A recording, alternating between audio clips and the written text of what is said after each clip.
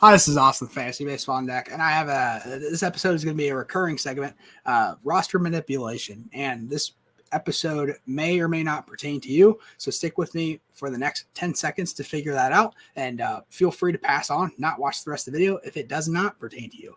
If your roster or if your league looks like what you're seeing on screen, with just a bunch of empty, just regular pitcher slots, not really restricted to having specifically starting pitchers and relief pitchers in your roster, then this probably isn't for you. If you go to as well your team scoring and you see that you have 12 innings, like to have 12 starts per week, that you're allowed to have, this video also probably isn't for you, because 12 innings pitched compared to, or 12 games started compared to what this next league, that is 10 games started and only 4 acquisition, you can only pick up 4 people per week, is a completely different ball game. So again, if you are able to add, oh my gosh, I haven't been sharing my screen.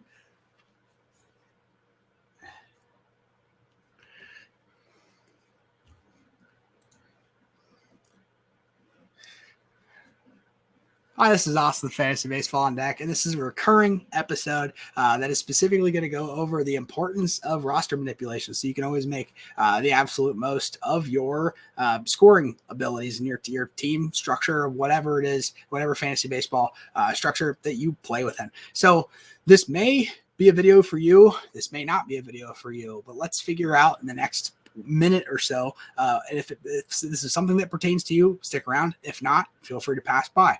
If you see my screen, I will share my screen, and we will make myself a little smaller. Okay, so if your league looks like something like this, you have traditional, obviously you have your batters up here. That's pretty normal. But if you get down here and you see that like your just plain ass pitcher spots over and over again, you can put relief pitchers or starting pitchers in these slots, and you have traditional bench slots, then this video is not for you. You're welcome to pass, assuming that you also have 12 games started, which is pretty normal, and that you have unlimited amount of ads per week, like grabbing people from free agency. Some people are limited to 4, 6. You can only add so many players per week, per matchup kind of thing.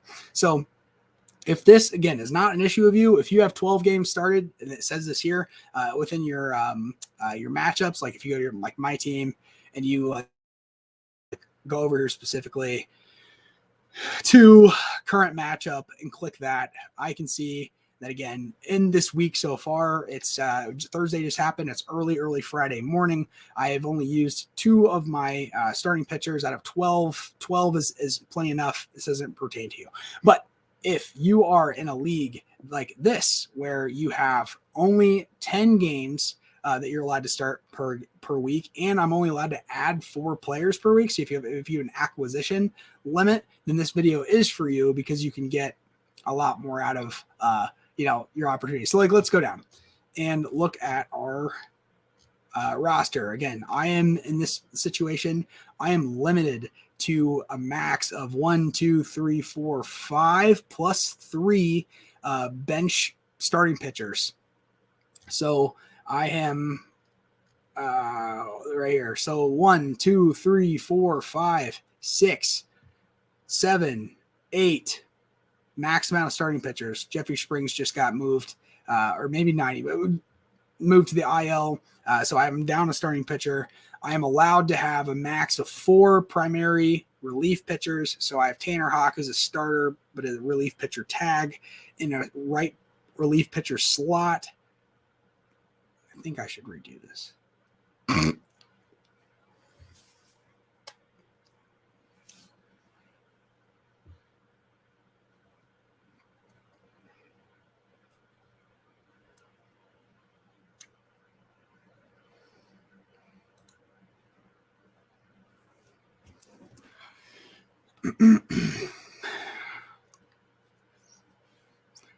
Hi, this is Austin, Fantasy Baseball on Deck, and I'm going to go over the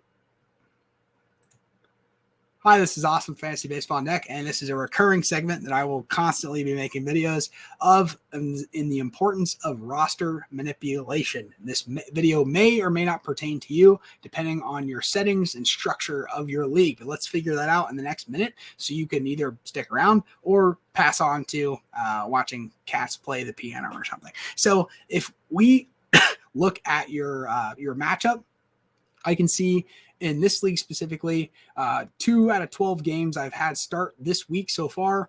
And if I scroll down, I can see that it's like pretty normal. It shows that I have just a bunch of blank pitcher slots, meaning that either starting pitcher or relief pitcher can be put in interchangeably. And you can make that decision based on what you want out of the day kind of thing.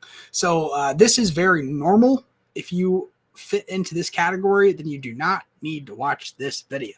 But if you are in a very specific niche league like I have here, I am limited in almost every way. So is everyone. But everyone is only allowed to have 10 games started per week, and they're only allowed to add 4 players per week. So between Monday and Sunday, you can only add 4 players, and you can only have 10 games started. But there are ways to cheat the system enough to get more than 10 starts, but you have to be strategic about it. If you are limited in your acquisitions and you are limited in the amount of games started per week, this is a video for you, and it will be super helpful because I know that like this is what sets me apart from everyone else. Even though I'm not doing super hot this week, everything's gone wrong. This is sort of how we can maybe make up a lot of ground in a short period of time and really maximize our opportunities. So if I go to my clubhouse, I see that like today specifically, let's go back. I have 4 out of 10 days games started so far this week. It's super early. It's 3:30 in the morning on Friday. This hasn't like updated yet. So it still says I only have 4 games started, but let's go look at my roster. If I look at my roster, I know that Jeffrey Springs, he played today. He got hurt. That was a game started. So now I'm at 5. And then also Joe Ryan did pitch today. So now I'm at 6 games started. Sunday is the 16th. The rule is that by Sunday, you have to have 10 or less starters for anything to count. So my situation is that I'm at 6 games started. And as of the 14th today, Friday, I would be at with Tanner Hawk, counting the probable starts, I'm up to 7, 8, 9. And then if I get to Saturday, if I start Freddie Peralta as the 10th, then I'm not going to get any credit for my Sunday Garrett Whitlock pitcher. Now, what somebody might do is they might just decide, I'm going to take out Tanner Hawk and let everything get to Garrett Whitlock so I can, maximize Sunday and at least have players going each day. But it only erases your starting pitching, ability sort of thing. So what I am going to do is really finagle the system. So I am going to, since Jeffrey Springs got hurt today, I'm going to slot to Friday. And I see now Jeffrey Springs is down in my IL. I have a starting pitching slot that I can add from the available free agent pile. But what's important, and what we just talked about, no, not eligibility, sorry guys, schedule.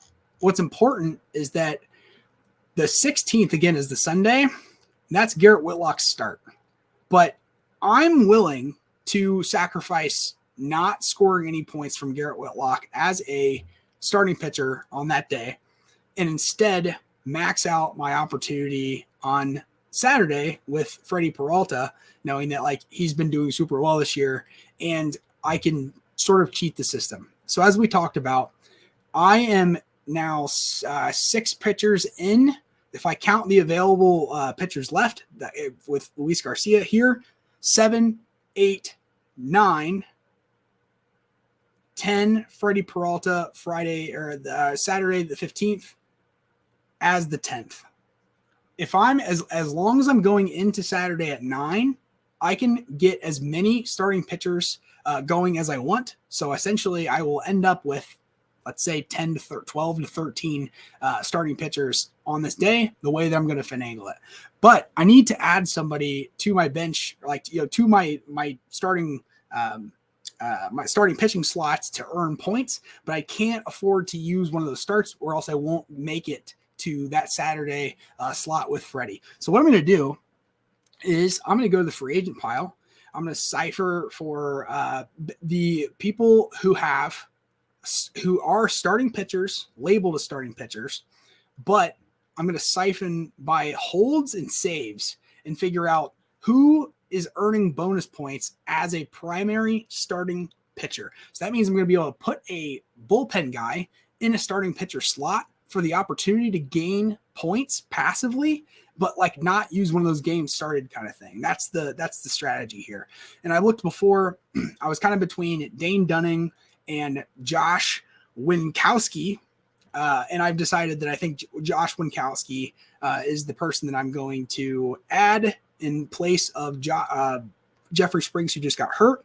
And again, the strategy is I add Winkowski to my roster. He is a starting pitcher tag as a primary, but if I move him into just any of these slots, Joe Ryan pitched today, put him in this the starting pitching slot tomorrow, today, Friday, he has an opportunity to play and earn me points, but he's not going to take up one of those games started, so I can make it to Saturday. And once I get to the Saturday of game, this is when we're going to make more ads. We're going to leave this until the morning of Saturday or when the games first start on Sunday or on today, Friday, so that like whenever the first pitch goes of the first game, any ads or like from free agency made past that won't take effect until the next day. So if I'm watching the Oakland Athletics play at the Cincinnati Reds first pitch starts at 1 p.m. As soon as that game starts, if I add someone at 1:01 p.m., that player is not going to make its way to my roster until the next day, kind of thing. So what am I going to do in the future? I just added this again, 0.6% owned, relief pitcher for Boston onto my starting pitching slot. But what is my future plan? As we talked about before, I'm going to go to the schedule. I'm going to see that where's my opportunity to make up and kind of cheat the system. So like, as I said before, I'm going to go into this Saturday game with Freddie Peralta at 9 pitchers started. If I had 7 pitchers going all at once on Saturday, going in with 9 total, at the end, I would have 16 pitchers account for me over the 10. So it tells you that you can only have 10 pitchers started, but in all reality, the second you go over 10 pitchers at the end of the day, starting the next day is when they'll max you out. So my plan is going to be to head into Sunday, the 16th, with no ability to have any starting pitchers earn points. I'm willing to sacrifice Garrett Whitlock, knowing that I can max this out. So what I was going to do and what I would do in the future is I'm going to look for a starting pitcher who is going as well on Saturday with Freddie Peralta, the 15th. And then I'm also going to sacrifice Evan Phillips, knowing that he's getting most of the close opportunities with the Dodgers, but he's 31% owned. I don't think he'll get added or scooped up off of the free agency pile. So I'm going to make the decision of when it comes to tomorrow, when the first games start, I'm preparing for that Saturday. I'm looking for starting pitchers, let's just say pitchers in general, who are going to be starting on the 15th, so I can scrap them up with Freddie Peralta, so that I can gain Freddie as the 10th starting pitcher, and then 2 others as the 11th and 12th. So again, sort of like cheating the system. So I'm going to, on Saturday morning, add Matt Strom before any of the games started, so that Matt Strom takes over the spot of Evan Phillips, maximize starting pitcher ability, And then I'm also going to add just a random, let's just say that if I wanted to add Chris Bubick, which I'm not recommending him, but like if I wanted to add Chris Bubick, he's also going to start on the Saturday. I can add him and replace the relief pitcher that I just added from Boston, this Josh Winkowski. So essentially I'll have a starting pitcher here, I'll have a starting pitcher here, and I'll have a starting pitcher here that will all count towards my score in an effort to make a last-minute plunge to try to get to 2-0 because this week so far has gone horribly wrong kind of thing. So, again, that's just like a roster manipulation strategy, really making the most of your weird structured league. It's just really important to make these tiny marginal improvements throughout the week because, again, they add up, all week to be, significant point differences. So that's all I had. That's a pretty short video. So, all right, see you. Bye.